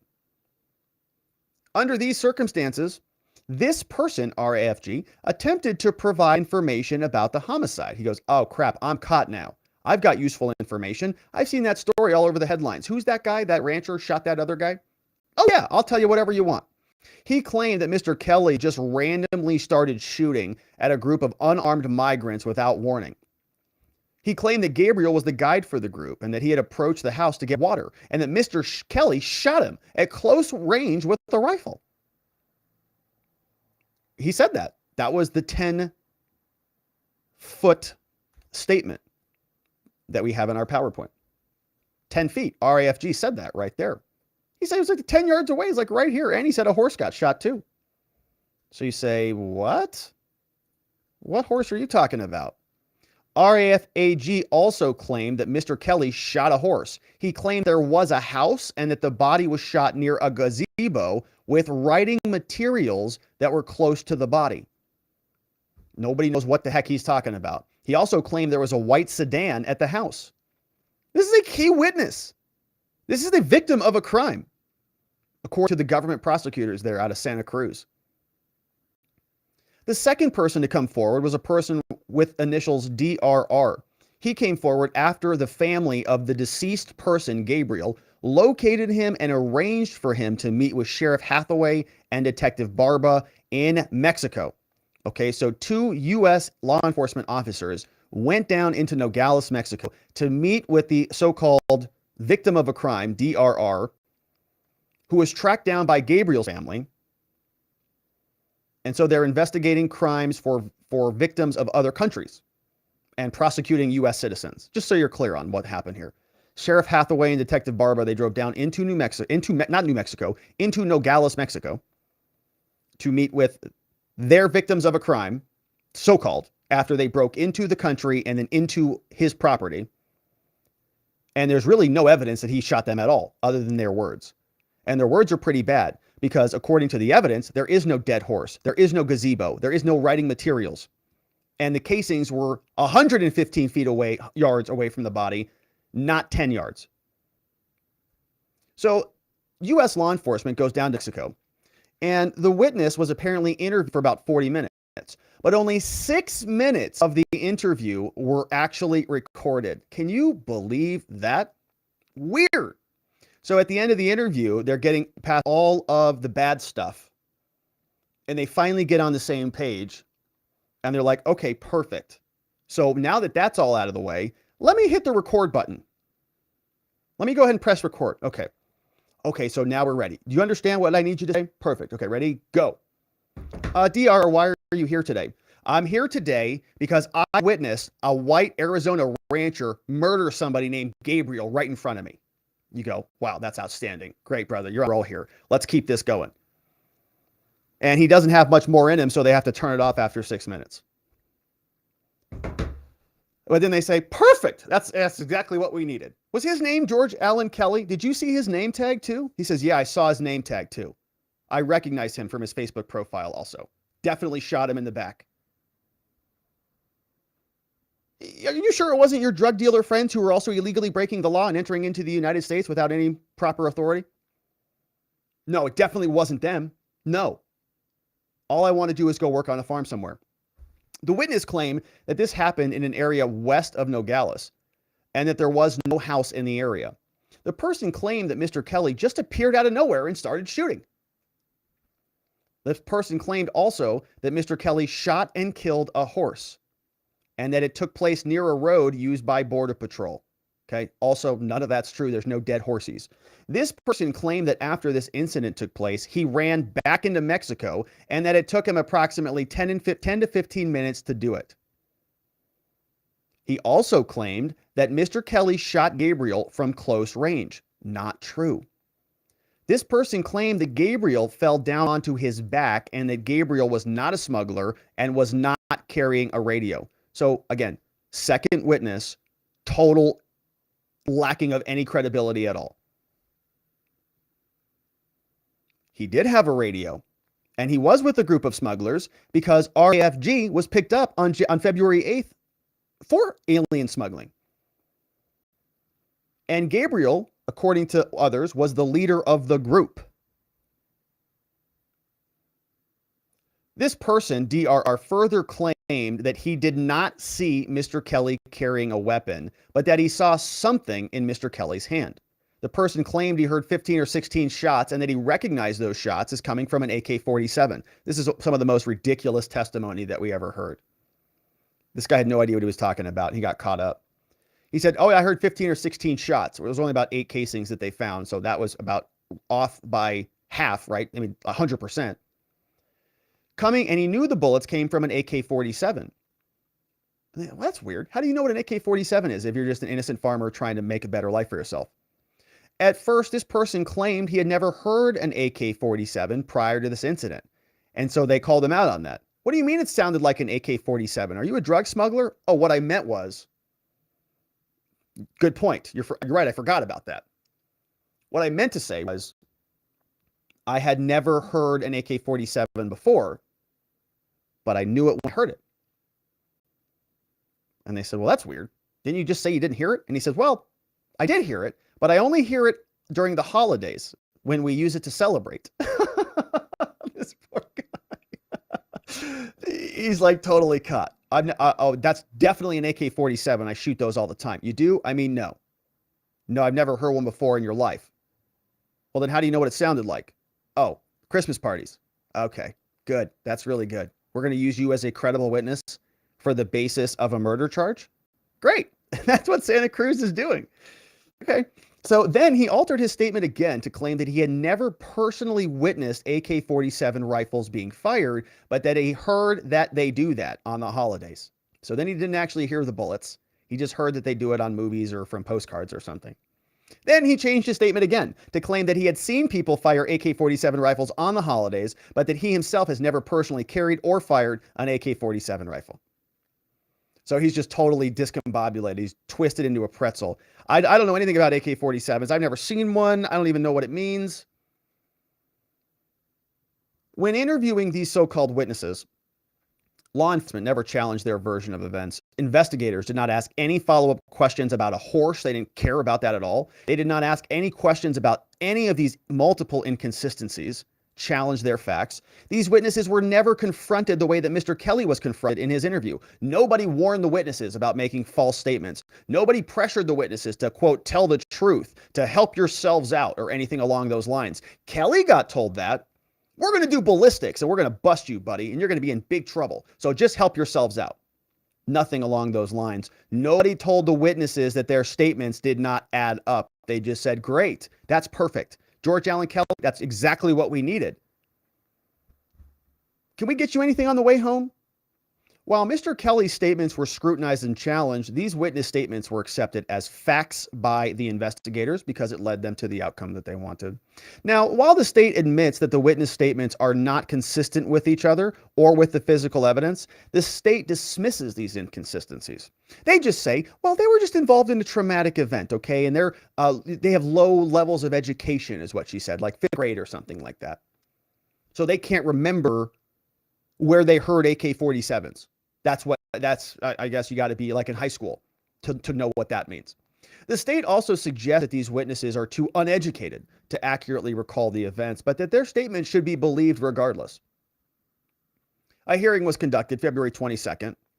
They argued about modifying Kelly's release conditions. We covered that here. At the close of the hearing, the judge scheduled an evidentiary hearing, Feb 24, 2 days later. The defense made an objection saying, this is crazy. We're consulting with experts. We're trying to get forensic evidence in this case. We need a lot more time. They requested 60 days to present expert testimony at the hearing. The judge denied it. All right. In addition to all of the bad problems with the evidence, there is also a due process problem because they couldn't even learn about the evidence or gather experts to rebut the evidence. The court denied the request for the continuance, stating the rules require it. We got to hold these things quickly. Now, the afternoon prior to the hearing, the state disclosed for the very first time the witness, DRR, and the recorded statement in Spanish. The state made additional disclosures late in the day and on the day prior to the hearing as well. It was impossible, writes Brenna, for the defense to review all of this late disclosure or to even discuss this with George Kelly. The state also filed a second complaint on the 23rd. That document changed the entire charge from first-degree murder to second-degree murder and an entirely different theory of the case. It's just like, it's if this wasn't a man's life and a murder charge, this would be like a joke. They just changed the facts. They're on their third search warrant. They've got 2 terrible witnesses who don't know anything about AK-47s except exactly what they sound like.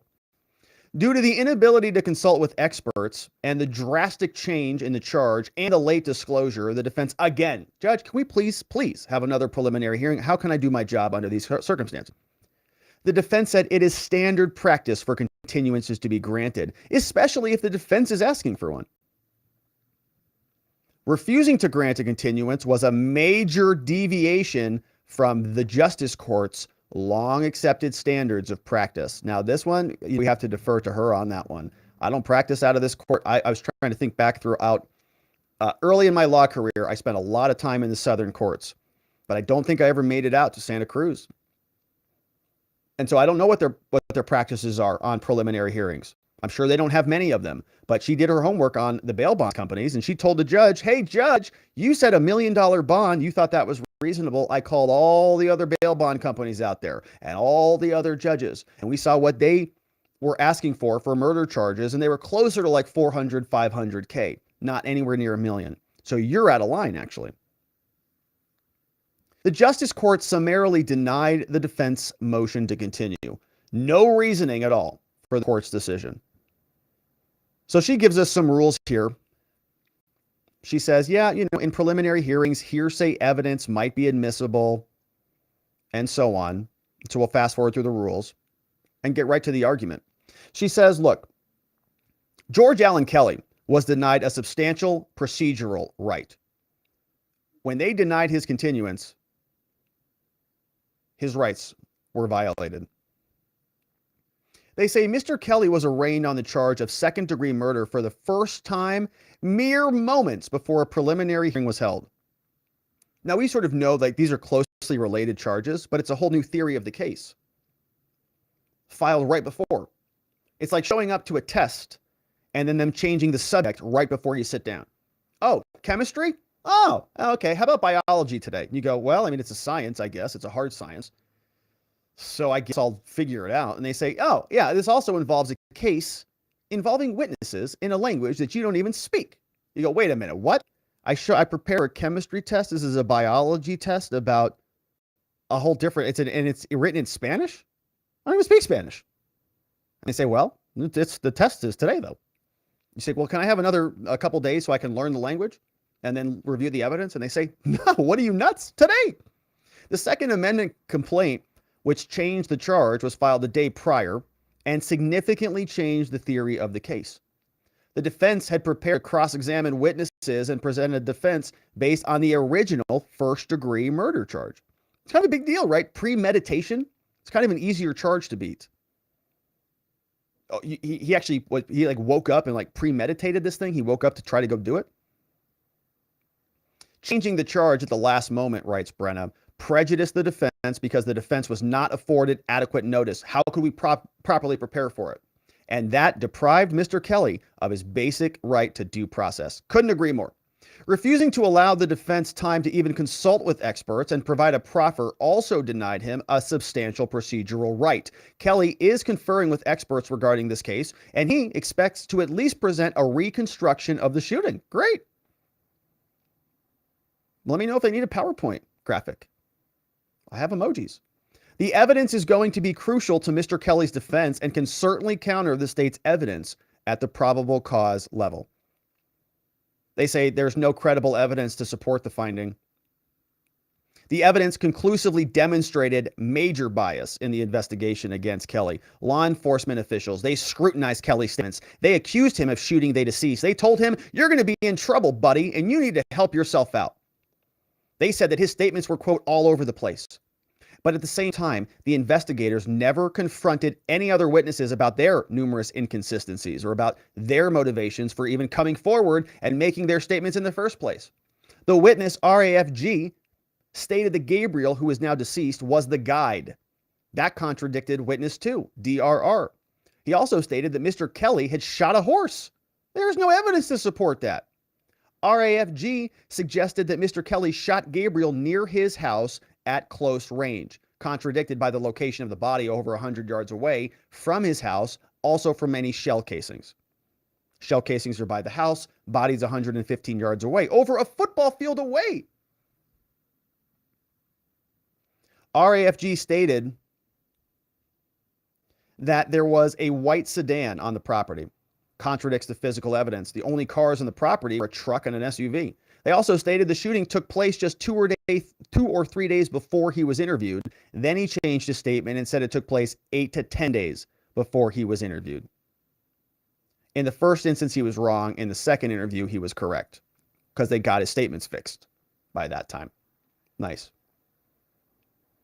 Now, witness DRR came forward because Gabriel's family found him and arranged for him to meet with the sheriff. Detective Barbara testified that DRR was interviewed by him and Sheriff Hathaway for 30 to 40 minutes, but only got 6 minutes of the recording. So what happened in the other 34 minutes? All the prep work. Now, Brenna says that witness DRR also stated that this took place near Washington Camp, an area far to the east of Mr. Kelly's property. He also stated that this took place west of Nogales. Mr. Kelly's property is east of Nogales. So he had no idea where he even was. So now we have questions about whether these guys were even there. Were they even on the scene? Are these even people even closely connected to them? They don't even know where they are. The witness stated that Gabriel was not the guide, contradicting another witness, and that Gabriel did not carry a radio. Turns out he did. They found one on the body. So does he even know who he's talking about? Witness DRR stated that when he saw Mr. Kelly shoot and kill a horse, there was no horse found. Stated that he had never heard AK-47s, but recognized the sound. Never personally witnessed them being fired, but they happen on the holidays. He also stated that he crossed the border once with Gabriel earlier in the day, then ran back to Mexico when Border Patrol spotted him, then crossed back, contradicted himself again and again. So DRR stated that there was no house in the area of the shooting, that there was a road used by Border Patrol. Gabriel fell onto his back after he was shot, that Gabriel shot him from close range, was shot from close range, that Mr. Kelly fired 15 to 16 shots. All of these statements are directly contradicted by physical evidence. This took place by Mr. Kelly's house. There is no road near the body. Gabriel's body was found on its stomach. The shot was not fired from close range, and less than 10 shell cases were recovered. DRR said it took him 10 to 15 minutes to run back to Mexico after the shooting. Mr. Kelly's property is about 2 miles as the crow flies from the border, and the terrain is such that it is impossible for someone to get across the border in 10 to 15 minutes on foot. Yeah, that's very fast. 2 miles from the border, we saw that. You're running 2 miles, 7.5 minute miles. You're running fast. Through the desert? I doubt it. Now, detectives never questioned any of these major inconsistencies. Why not? They had their guy. They didn't need anything else. What do they want to do? Go start a drug war? Do they want to say that Mr. Kelly's innocent and have a dead body somewhere and then have to blame that dead body on somebody and somebody's responsible for it? I mean, what's responsible for it? Just blame Mr. Kelly and wrap this whole thing up. And they also didn't challenge any inaccuracies. The state, while asserting that Mr. Kelly's statements were all over the place, seemed to have no problem accepting the witness statements that were all over the place themselves. Now, additionally, Detective Bunting testified that he stood in the area where the shell casings were found, and Detective Barba stood where the body was located. From Bunting's position, he could barely see Detective Barba through the trees. Had Detective Barba been wearing camouflage, it would have been even harder for him to be seen. Bunting testified that at the distance, plus a lack of clear line of sight, made it very difficult to be accurate with any sort of weapon. This is why we created the PowerPoint, my friends. When he was testifying, this is what we were saying. One officer was standing up here at the base of the house. The other officer was standing at the base where Gabriel's body was. And they were sighting each other. And they said, dang, this is a hard shot, man. You're like down in a wash and there's a mesquite tree coming over there. I can barely see you. It's over a football field away. Right? It's very, very far. So if he's firing a warning shot over his head, it's like impossible that he hit the guy. But they continue on. Brenna says that based on the evidence presented at the hearing, it is inconceivable that Mr. Kelly shot and killed Gabriel. The more likely conclusion is that Gabriel was shot and killed by someone else while Mr. Kelly was eating lunch, and Mr. Kelly heard the fatal shot before seeing the armed traffickers running through the trees. The uncontroverted evidence at the preliminary hearing established that Mr. Kelly's property is a high crime area and that traffic in that area has increased. The uncontroverted evidence established that drug traffickers use that area, are usually armed, and are commonly armed with AK-47 rifles. The evidence is also established that drug traffickers carry weapons in order to violently defend their drugs against other groups who would steal them. So Gabriel, she says, is almost certainly the victim of an armed encounter between these traffickers, and the evidence presented at this hearing clearly established that possibility. Detectives never even investigated it, and it appears they dismissed it offhand early in the case. But the evidence established that the investigation in this case was tainted by bias from the very beginning. It never even occurred to the detectives to investigate an alternate theory of their case. Detectives decided early on that Mr. Kelly was guilty, and they did whatever they could in order to confirm their own conclusions. So for the foregoing reasons, Brenna says the defendant respectfully requests the court review the magistrate's finding of probable cause. The defense is in the process of obtaining certified transcripts of the preliminary hearing and will provide those as soon as they become available. Defense reserves the right to supplement and correct the motion where transcripts are available. Signed by Brenna Larkin. Great motion, great issues, and the judge will presumably issue a ruling on that when those transcripts land on his desk. So that was, I think, the most recent filing out of the court. Let's just take a quick look to see if anything else got added to the docket. Very short preliminary hearing, long preliminary hearing, very short arraignment today. Yeah, nothing new on the docket. Information disclosure and the motion. And we saw we'll have some new deadlines for some motion filings. But that, my friends, is it. It sounds like for the George Allen Kelly case. And so we've got some new dates coming up. Remember, we'll have a bunch more to come on this. We'll see what the next actual scheduled in-person hearing is. I'm going to guess there's going to be a status conference at some point to address the motion that we just read. When that will be, only time will tell. She's getting transcripts. Sometimes those can take a while if they're certified. We'll see. But all right, my friend. So that is it for George Kelly. That was his arraignment. He, of course, is now bound over to the Superior Court, now officially charged with the felonies. The case will be proceeding forward out of the Santa Cruz County Superior Court now, and we will continue to cover it. So let's see what you have to say about all of this and more. Let's check out our friends over on YouTube and see what some of your comments are in the chat. But before we do, let me remind you to go check out our friends over at fieldofgreens.com, because they have a great product called Field of Greens. It's real organic superfood, and it's something that we can all use to drop some of those extra leftover pandemic pounds, because we're all sick of all the fad diets and all the weight loss pills and all that stuff, as you know. But we've all been there. We've all done that. But you know what works better than that?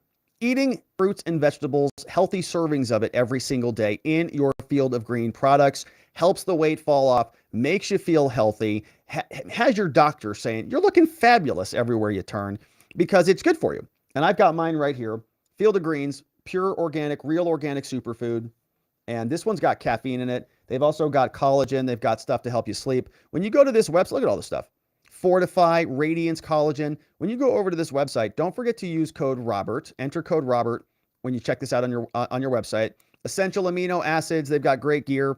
Fieldofgreens.com. Look at all these happy people getting their Field of Green products. So check them out at fieldofgreens.com. And don't forget to use code Robert. Your doctor's going to be very happy about it when you do. All right. And so now, my friends, let's turn our attention over to our friends on YouTube, our friends on Rumble, and our friends on Locals. We're going to have an after party where we're going to talk about some of this stuff after the fact. But hey, we had some Rumble rants in the house. Shout out to our friends over on Rumble. And look who's here. We got Alan Harkins in the house. What's up, Alan? Alan's always very generous. We appreciate Alan. He says, just heard from a cruise trying to catch up on your very informative, entertaining, and educational videos. I say this because until now, I do not think I realized just how dang hard you work. Well, Alan, that's such a nice thing to say, my friend. Well, thank you. You know, I try to do a good job. I try to condense value into, a stream. I know people are busy. I try to keep it kind of fast paced and lively, try to have fun.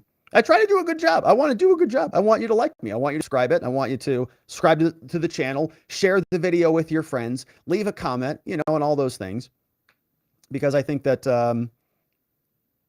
we've got a lot more to get to. We've got a long road ahead of us. The world's kind of a crazy place, and I think it's a lot more fun when we can get through it together, learn some things, have some fun, support each other, build a community, and continue to grow in all of our lives. And so I'm grateful that you're here, Alan.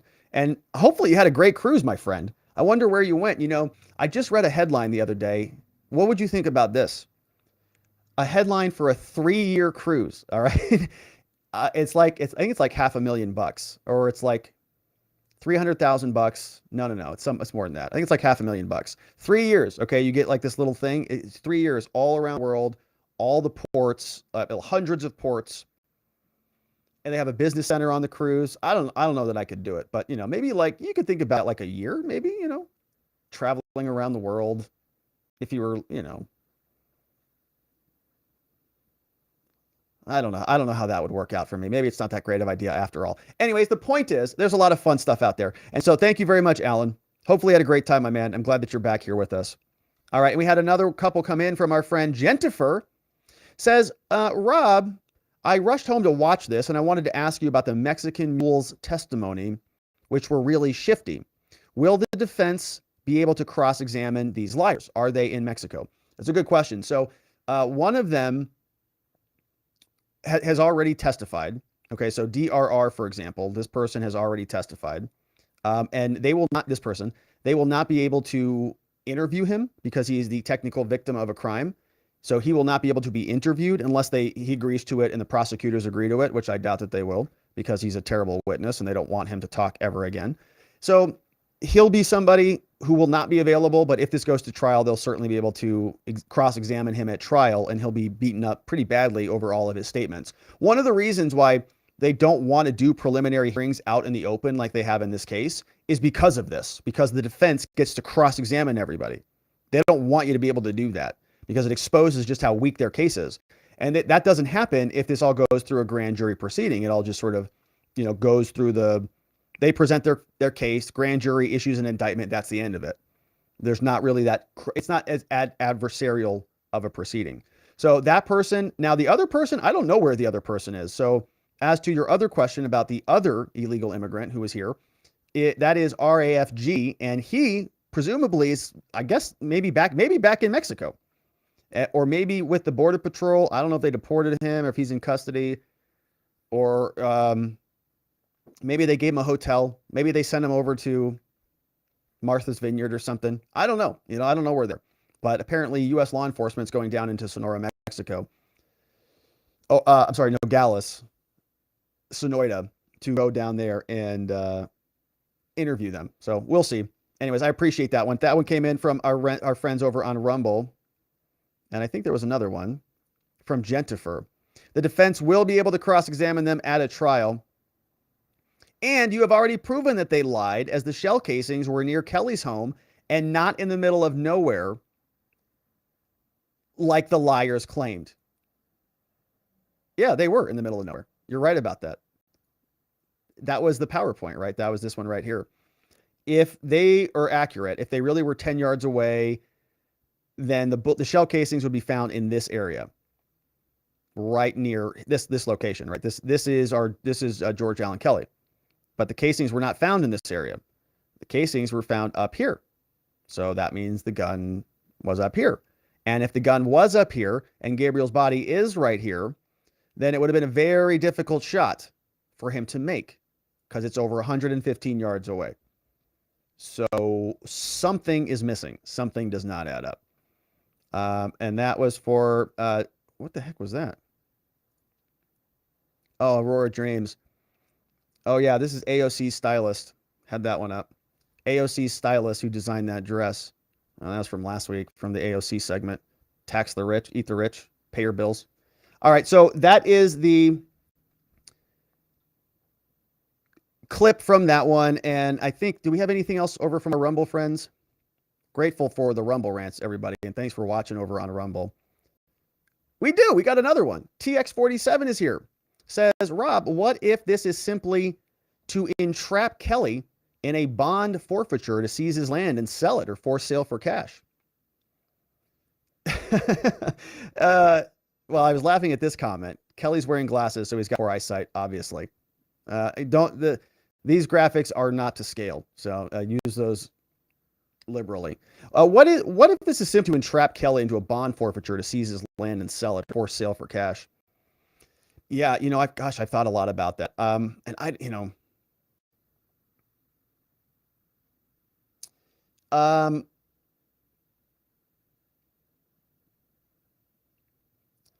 yeah, I like to force him out of his land in some way. I mean, so his land is up. Like, I'm trying to think of a situation where the bond would be forfeited. Like, if he goes to prison, they'll release the bond, right? They'll change that. The land is being held as sort of collateral for his release. So if he goes into custody, the title of the land will be released and go back to the family. Unless he flees or something, right? Then I don't know how it would work. I'm trying to think of, maybe if he's in prison, maybe the land becomes worthless and they got to fire sale it or something like that. Or I'm trying to think of the mechanics on that. But certainly, right, it's a good question because we ask ourselves about the border and the borderland. And the drug war and the border war and all of the difficult things that are going on there that we often talk about very regularly. All right. And so those were from our friends over on Rumble. We very much appreciate that. Thank you, everybody on Rumble. And so, of course, we're not going to do a regular show tonight at our normal time. I think somebody was telling me that there's going to be some big news coming on. Did somebody say something about Crowder? Crowder's breaking his silence or something? I think I saw that over on Locals. So a lot of people will be paying attention to that. We had one came in from our friend Andy today. Thank you, Andy. Says, if this super chat is not for Rob, it's for Joey. If you're playing Hogwarts Legacy or watching the cutscenes, we need a review. I'm enjoying it. Joey's the man. So he's going to tell us about Terminator, which is one of the best franchises of all time. Let me just say this. Terminator 2 is one of the best movies of all time. The others, including T1, can, whatever. We'll leave that for a separate debate. However, a new Terminator, I'm always excited for new Terminators. Joey's excited for new Terminators. Got new Indiana Jones coming out, but his last video was about Hogwarts. And so if you missed that, certainly go check that out. Yeah, him and Timmy did Hogwarts, his friend Timmy. They're the best. Allison Cole says, your chat is wonderful, full of smart people. We love you all. Thanks for bringing us together. That was from Allison Cole. Extremely nice from our friend Allison. All right. And so those were some of the lovely messages from our friends on YouTube. But we are going to leave it there, my friends. Holy moly, John McGarvey. John McGarvey just bought a bunch of new memberships, gifted a ton of memberships for our friends. That is, who's coming in here? John McGarvey is inviting Catania. We've got Cat Black, 10 memberships. Frosted Sleep, Ultra.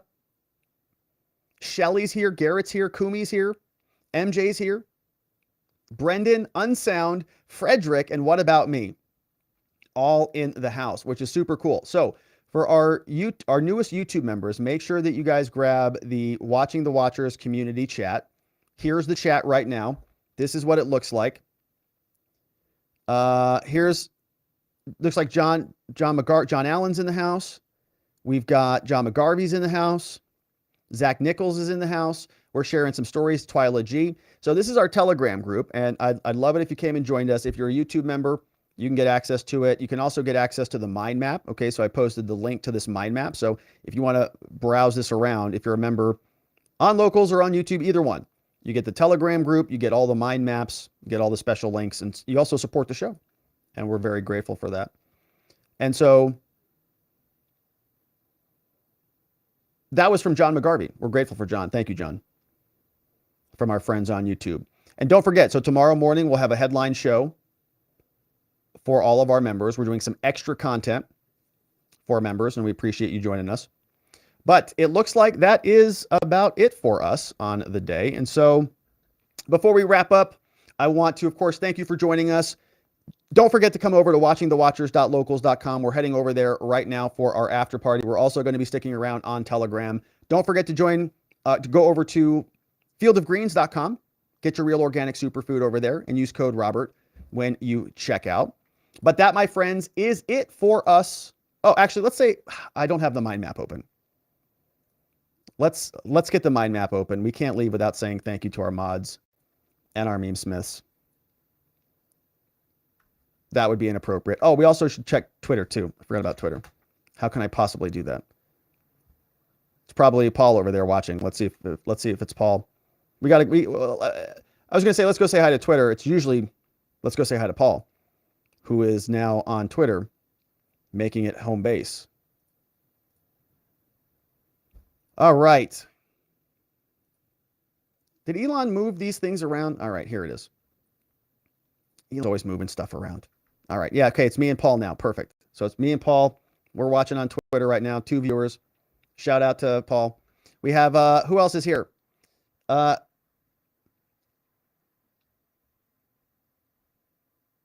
Yes. Okay, cool. So Paul is here. He says, hey, by the way, glad you're keeping yourself busy while looking for a real job. Consider learning how to code if this side gig doesn't work out. Yeah, I actually would like to learn how to code. All right, maybe I will. Do you have a preference of language that I should learn? I was thinking maybe Python would be a good starting place. I'm not sure. Paul says, Rob, drop a link to your bro's YouTube channel here. Hopefully he will do some more shows with Timmy. Yeah, let me drop it again right here. Here it is. I am Joey G in the house.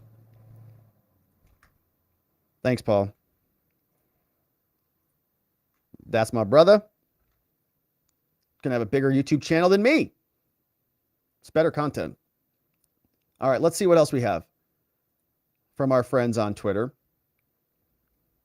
It shows 0, but I'm here, says Paul. I'm not a 0. No, you're not, Paul. You're a 10 out of 10, brother. And here Donna says, I am Joey, Rob's brother YouTube channel. You found it. That's my bro, Joey G, in the house. What a handsome man. Isn't he just a stud? Totally. All right. And so those are from our friends over on Twitter. And now, my friends, that is it for us on the day. And before we wrap up out of here, of course, you know the usual, watchingthewatchers.locals.com. All members get the private Telegram group and exclusive member-only content. Fieldofgreens.com to get your Field of Greens using code Robert. My former law firm, the R&R Law Group, they're helping good people charged with crimes find safety, clarity, and hope. And you can find them online at rrlawaz.com. We also want to shout out our meme smiths and mods. Big ultras go out to Vienticus Prime, our friend K Bean, Just Cause in the house, Playing Hooky, Ronnie Cole, Zulu, Geo, and what happened to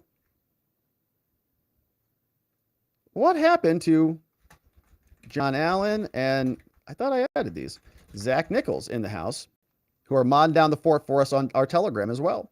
Also, our meme smiths at Sleepy Dog Lee on Twitter and at Geegum Geegum over on Locals, who help meme the place in the good working order. We are grateful for everybody. But that is it for us on the day. We are going over to watchingthewatchers.locals.com. Members, see us on Telegram. Everybody else, hope you have a beautiful evening, that you sleep very well, and we'll see you right back here tomorrow so that together, with your help, we can shine that big, beautiful spotlight of accountability and transparency down upon our system with the hope of finding justice. Make it a beautiful night, my friends. I'll see you right back here tomorrow. Bye-bye.